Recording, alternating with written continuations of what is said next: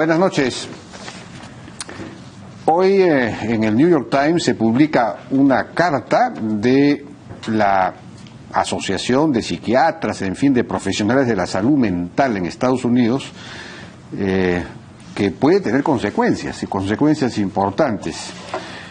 Dice Charles Blow, describe la necesidad constante de Donald Trump de moler a la oposición bajo los pies, es decir, quitarle el piso. Como profesionales de la salud mental compartimos la preocupación de Blow. Más abajo dice, el discurso y las acciones del señor Trump demuestran una incapacidad para tolerar las opiniones diferentes de las suyas, lo que lleva a reacciones de rabia. Sus palabras y conductas sugieren una profunda incapacidad para sentir empatía. Los individuos con estos rasgos distorsionan la realidad para adaptarla a su estado psicológico, atacando hechos y quienes los transmiten, periodistas, científicos.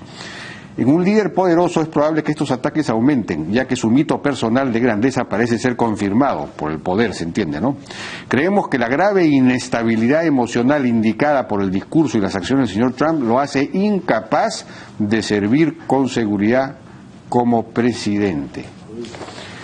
Una cosa como esta en el Perú podría ser causal de vacancia presidencial por incapacidad moral. La palabra moral en el pasado, hace varias décadas, significaba psicológica.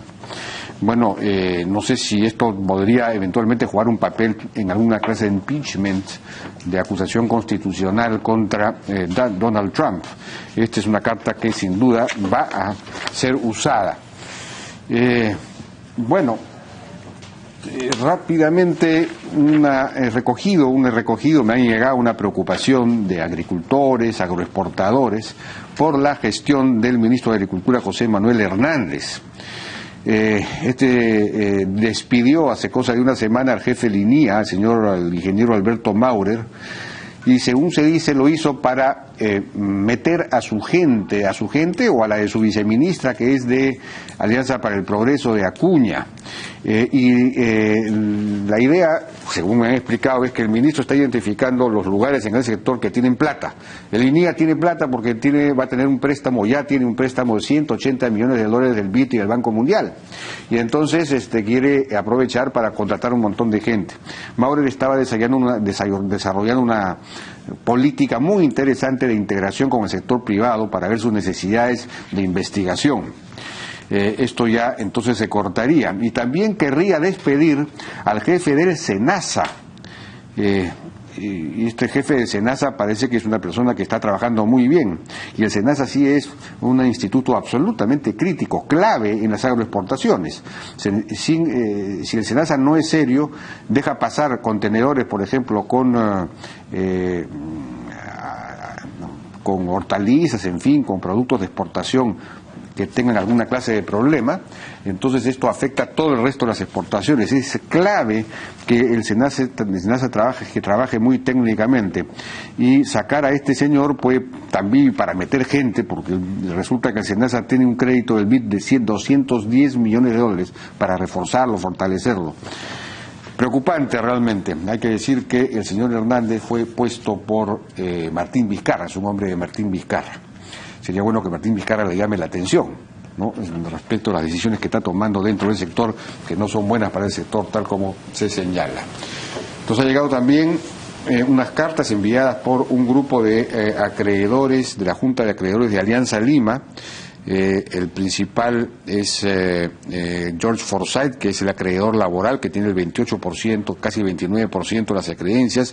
Hay 8 acreedores más, solicitando una reunión de la Junta de Acreedores para ver puntos como la ineficacia del plan de reestructuración y aplicación del último párrafo del artículo 5.2, etcétera. Creo que esto tiene que ver con la posibilidad de cambiar de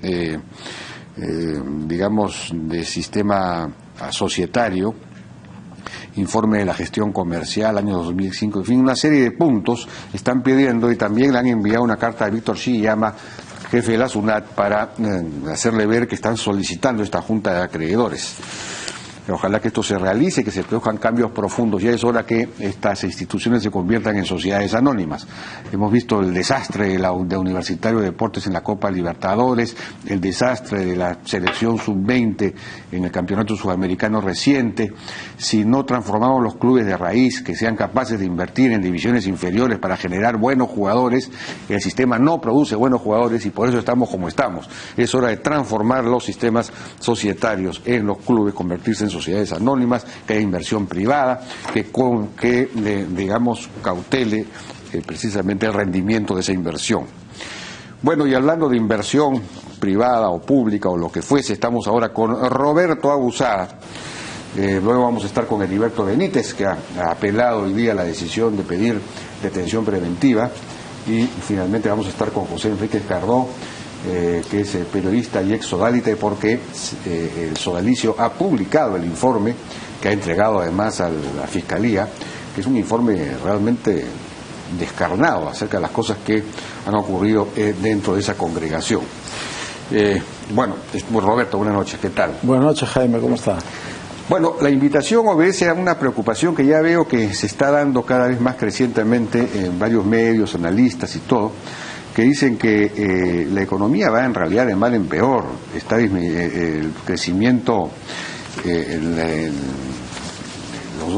digamos, el último semestre o trimestre del año pasado, el PBI no primario creció menos de 1%, antes había crecido 2% en el tercer trimestre, 3% en el primer trimestre. Entonces ha habido una tendencia a la caída del crecimiento del PBI. Acabo de ver las cifras de recaudación de enero que han salido en la nota semanal, han caído 8% en enero en términos reales, aunque estoy viendo que la inversión pública ha crecido como 14% en términos reales también, cosa que me da sin duda una buenísima noticia en enero. En fin, estamos viendo el huaico de cosas que le están cayendo al gobierno, las 7 plagas de Egipto, los huaicos Odebrecht y todo lo demás. ¿Qué está pasando en la economía? ¿Realmente estamos yendo de mal en peor? ¿Esto se va a agravar aún más? Vamos a crecer ya no 3.8 ni 3.4, sino 2 puntos, como dicen algunos este año. ¿Cuál es la situación de la economía? ¿O esto se va a poder recuperar? Bueno, cuando empieza una tendencia al pesimismo, hay una especie de efecto oveja, ¿no? De rebaño, perdón. Que todo el mundo empieza a hablar de cosas tremendas respecto a lo que va a pasar en la economía. Primeramente hay que decir que esta es una economía muy sólida, ¿no? Si usted tiene proyectos, tiene empresarios, tiene crédito y tiene necesidades, no hay manera de que esta economía se pare en seco, ¿no? Hemos tenido 5 años de un gobierno que ha estado definitivamente anti-inversión privada y efectivamente hemos tenido 3 años de caídas abruptas en la inversión privada. Hemos pasado de niveles de tener 29%, casi 30% del Producto Nacional Bruto dedicado a la inversión, como parecíamos asiáticos, a pasar a 22 o 23, ¿no? Eso es intolerable casi, ¿no? Y eso es el producto de la caída en inversión. Ahora, mucho de esto tiene que ver con actitudes, mucho tiene que ver con la economía internacional, pero mucho tiene que ver también con el hecho de que hemos tenido falta de liderazgo, falta de una visión pro inversión, ¿ya? Pro empresas privadas. Pero se supone que todo eso ya cambiara con Pedro Pablo Kuczynski, que debería, digamos, producir un rebote, y el rebote no se ha producido. El rebote se ha producido en las expectativas, pero no en los resultados, ¿no? Ahora, ¿qué ha pasado? Yo creo que el gobierno ha encontrado, y no lo ha dicho a mi juicio tontamente, ha encontrado una situación calamitosa, ¿no? Con una situación burocrática ya que había hecho metástasis, ¿no? Con falta de liderazgo, que lo cual tiene un efecto que permea las capas interiores de la burocracia. Nadie firma, nadie hace, las municipalidades han estado poniendo cada vez más trabas, los recursos directamente recaudados se han vuelto una panacea para el financiamiento de los gobiernos subnacionales, etcétera, etcétera. Viene el nuevo gobierno, de pronto ya no es un gobierno anti-inversión, sino es todo lo contrario, es pro-inversión. ¿Y a qué se dedica? Se dedica principalmente a destrabar cosas que eran obvias. Y de pronto se encuentra con contratos mal hechos, con problemas de corrupción, etcétera. Ahora, decir, cuando el ministro de Economía dijo vamos a crecer 4.8, yo fui el primero que salió con una nota diciendo, oye, un momentito, tampoco nos pongamos tan optimistas, acá tenemos problemas principalmente de la inversión privada. Ha caído 3 años, si no hubiera caído, si no se hubiera mantenido constante, el año pasado hubiéramos crecido 5.2, ¿no? Entonces, ¿por qué no aspirar al menos este año a crecer 5% en la inversión privada después de 3 años de caída? Un rebote no debería ser tan difícil. Y eso es lo que planea las autoridades, un rebote de 5% del nivel bajo de inversión privada. Encima de esto se nos viene el escándalo de las constructoras brasileras, ¿no?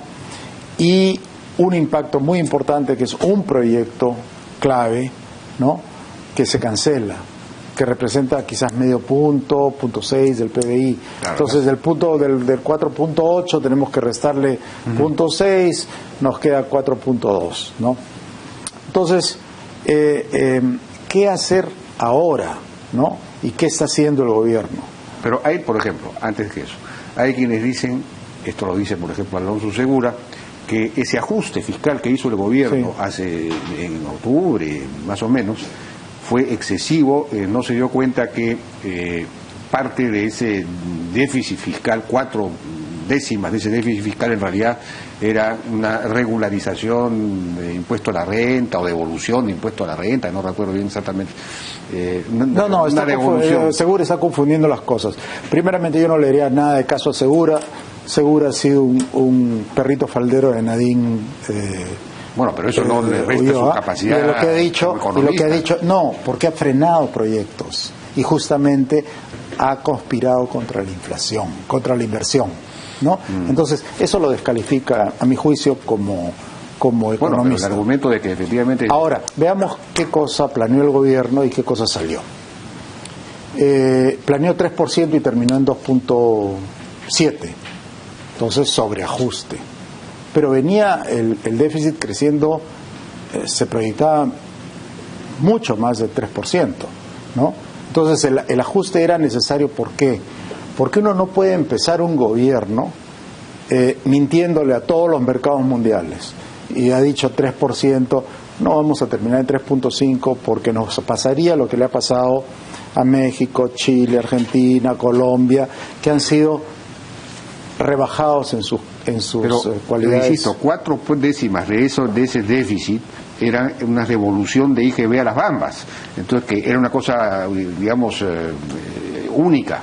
Entonces no formaba parte estructuralmente del déficit, y entonces en realidad el déficit no era tan grande y por lo tanto no era necesario ajustar. No es así, las devoluciones han seguido hasta noviembre, mucho después que se planteó este argumento, ¿no? Y segundo, una parte importante de ese no déficit ha sido sencillamente que OAS, ¿no?, truculentamente, ¿no?, se ha llevado sus utilidades de la línea amarilla y ha pagado 1.000 millones de soles de impuesto a la renta. Eso redujo el déficit. Eso es más de una décima, un poco más de una décima. Entonces, no hablemos de 2.7, sino hablemos de 2.9 o 2.85. Entonces, esos argumentos son solamente excusas. Pero eso no es cierto, que si tú restringes y ajustas, eso repercute en el sector privado. Definitivamente, pero contra eso, ¿qué se hizo? Se planeaba, y eso lo planeó el gobierno anterior, ir a un ajuste mucho más fuerte hacia el 2018-19. ¿Y qué planteó el nuevo gobierno? Planteó un ajuste más gradual que decía, no vamos a ir a 1% inmediatamente, sino vamos a ir a 1% en el 2021. Entonces son discusiones bizantinas que no conducen a nada. El hecho es de que el gobierno anterior ha sido anti-inversión. Segura ha sido un agente de la señora Nadine para parar inversiones para sus afanes, quién sabe qué, ¿no? Entonces, yo le recomendaría dos cosas al ex ministro y al actual. Uno, que no hable, y el otro, que no escuche, ¿no? Entonces, yo creo que ahí hay ¿Cómo va a recomendar que no escuche? ¿No? Bueno, pero entonces, ahora, los ingresos han caído 8% en enero. Aunque veo que la inversión pública ha subido 14%, si no me equivoco, bueno, en términos reales, en enero, lo que puede ser un indicador de que la cosa podría mejorar. Bueno, hay una cosa interesante que ha hecho este gobierno. Primeramente, es traer los proyectos que no se han terminado el año pasado. Se permite ahora que continúen financiados. Es decir, el primer trimestre los gobiernos subnacionales y el gobierno nacional están llenos de dinero para invertir, ¿no? La inversión pública el año pasado creció cero, ¿no? Cero. No decreció más bien. No, bueno, estamos hablando de décimas. Básicamente estuvo constante, ¿no? Este año, el primer trimestre, están llenos de dinero. Y apenas termine el primer trimestre, es decir, al final de marzo, el gobierno, a diferencia de lo que se hacía antes, que se entregaba el dinero en junio, se los va a entregar en marzo. Eso quiere decir que eso más el nuevo esquema de no SNIP, sino invierte.p, etcétera, etcétera, lo que va a tener es que los gobiernos subnacionales van a poder gastar más. Y esa es la apuesta que creo que tenemos que tener, porque 5% de aumento en la inversión privada después de lo que está pasando actualmente es difícil de lograr. Y la inversión privada es 20% del Producto Nacional Bruto. Pero ese 20% puede reaccionar ante un incremento en la inversión pública, digamos, del tipo del que estamos hablando ahora. Bueno, estoy hablando únicamente de la inversión pública, se complementa con la inversión privada. Pero estoy hablando únicamente de ese 5% del Producto Nacional Bruto, que es inversión pública. Y el objetivo es hacerla crecer a 2 dígitos. Si crece a 2 dígitos, mínimo 10%, yo creo que puede crecer 20%. ¿La inversión pública? Sí. Porque eso tiene un impacto en la inversión privada. Bueno, también. Así es, pero no solo eso, directamente tiene un impacto de 5% por 20%, es un punto del PIB. ¿No es cierto? En cambio, si la inversión privada, en vez de crecer 5%, como es 20%, eso sería un punto del PIB. Si crece 0, ¿no? ¿Y cómo hacemos para que la inversión privada crezca 5%? Bueno, el gobierno apostó al destrae y ya vemos las dificultades que está teniendo, ¿no? Pero por otra parte, el sector privado viene ajustándose 3 años y hay un esquema, hay un ambiente de mal ambiente en el sentido de pesimismo, pero se han dado cuenta que ellos también han ajustado demasiado, ¿no? Se han reducido inventarios, han cancelado proyectos, etcétera. Yo creo y tengo la esperanza de que la inversión privada puede rebotar. Quizás no rebote 5%, pero basta con que rebote 1 o 2, ya sería importante. El problema clave hoy día es la inversión, porque sin inversión no hay empleo. Y si no hay empleo, no hay consumo privado, que eso sí es 64% del Producto Nacional Bruto. Entonces, cualquier falla en el consumo privado nos puede generar problemas graves en el crecimiento.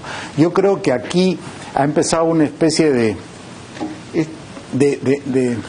malaise, ¿no? De cosas de que todo el mundo está esperando que las cosas empeoren. Pero yo creo que los empresarios... Este decreto de urgencia que se acaba de dar para supuestamente permitir la continuidad, la no paralización de las concesiones que están afectadas por corrupción, ¿Va a funcionar en el sentido de permitir que no se paralicen? Bueno, cuando uno lo lee, lo primero que dice es: quiero castigar a los corruptos, ¿no?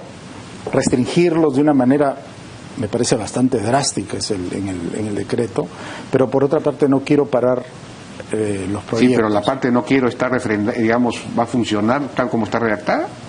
Yo creo que sí, porque ¿qué podría decir? No puedes vender no puedes vender sin permiso mío. No puedes vender y sacar el dinero del exterior. Podría haber sido inclusive más drástico. Se establece control de cambios y se ordena al Banco Central a no remitir ni $1 fuera del exterior. No. Yo creo que ahora se está haciendo una cosa fuerte pero acotada, ¿no? Entonces, tenemos ese decreto que creo que es bueno porque permite seguir obras. Por ejemplo, Olmos ya está terminado, ¿no? Lo que hay que hacer es permitir la venta a un tercero, ¿no? Tomar los dineros, pero dejar que el tercero, claro. Por ejemplo, ahí está interesado 2 empresas. Una es Brookfield y otra es Suez, que ahora se llama Engie, creo. Que Engie es un operador agrícola. En una de esas está interesado también en adquirir Chavimochic. Chavimochic no está terminado. Está la presa en 80% y los canales no están hechos. La presa se tiene que terminar sí o sí, porque es un peligro geológico, de defensa civil, no sé. Está en 80 y tantos, porque no se puede dejar esa presa terminar, ¿no? Luego está el gasoducto. Sí. El gasoducto es un problemón, porque el contrato dice que hay que hacer una subasta, ¿no? Y la subasta puede tomar un año. El gobierno dice 9 meses, puede tomar. Pero hay subcontratistas en el gasoducto. Yo lo que le daría es que sigan los contratistas, una especie de, por una parte hay gente que está recibiendo los activos que ya están invertidos, y por otra parte que se siga invirtiendo. Quizás ya no perderemos pues medio punto, sino perderemos medio de medio, ¿no?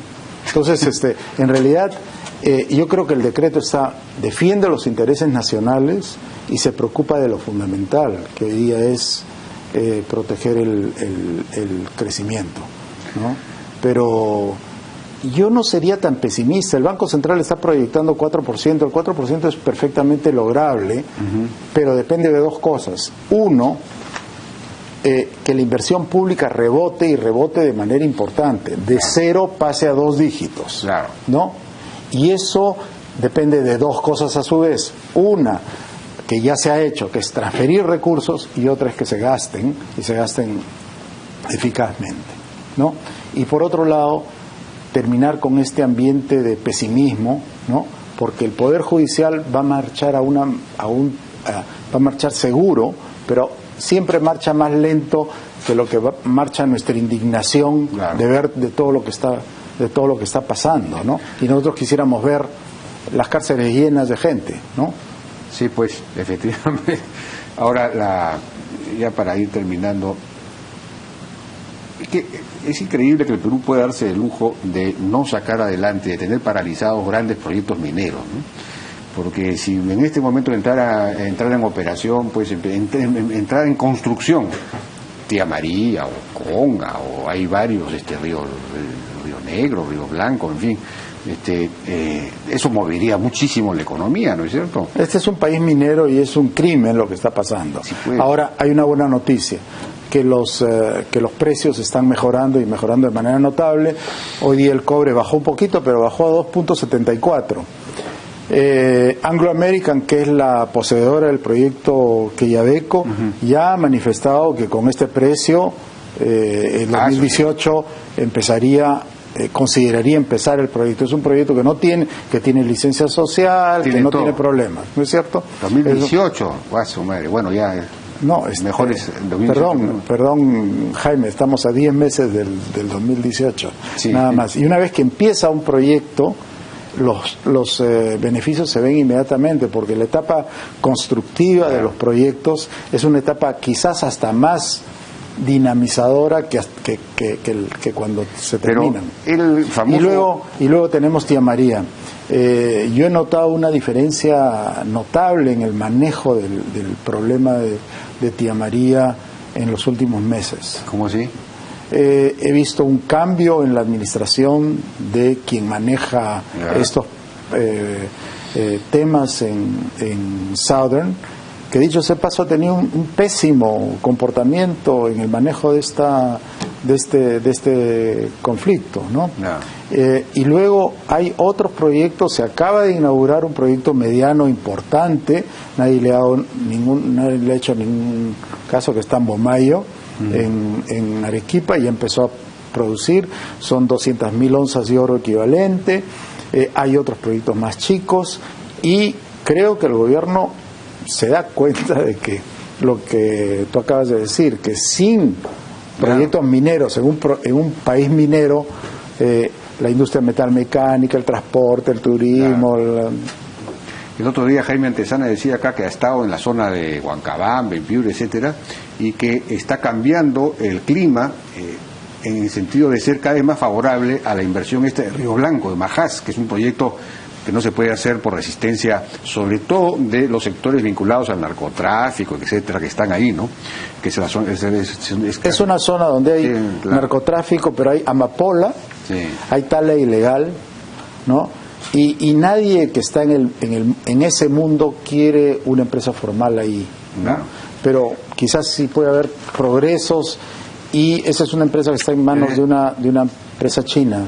Pero el acuerdo, hoy día se reunió el Acuerdo Nacional. El Acuerdo Nacional debería ser para tocar estos temas. Oiga, ¿cómo podemos hacer para poner en marcha estos proyectos mineros? Necesitamos un acuerdo político, un acuerdo social. El presidente comenzó unas reuniones con Keiko Fujimori, ¿verdad? Y eso quedó absolutamente en nada, por supuesto. Él no fue capaz de decir, oiga, señora Keiko, oiga, señores dirigentes, líderes de los demás partidos, ahora nos reunimos la próxima semana en Palacio, una reunión ya más para fijar puntos. No, es decir, no hay no hay dirección política, no hay coordinación política. Esa sensación de desazón la siente todo el mundo, y en ese sentido yo creo que ha sido bien importante el mensaje del domingo del presidente. Por primera vez lo he visto asertivo y tomando medidas, 1, 2, 3, 4, 5, 6, 7, 8, ¿no? Eso es lo que ha hecho, y preocupado de seguir con la inversión. Ojalá que funcione. Y una cosa antes de terminar, quizás si me permites, el gobierno ha hecho una cosa que es espectacular en estos 112 decretos que ha dado, y no entiendo realmente ni al gobierno, ni al primer ministro, ni al presidente, por qué no están enseñando lo que han hecho al público y a su propia burocracia. Así es, ¿no? Así es. Bueno, faltan algunos reglamentos también, puede ser que por esa razón. Yo creo que les falta cabeza para pensar en que hay que hacer un poco más de difusión, un poco más de política, un poco más de liderazgo. Roberto, muchísimas gracias. Gracias por tu participación. Gracias a ti, Jaime, perdón.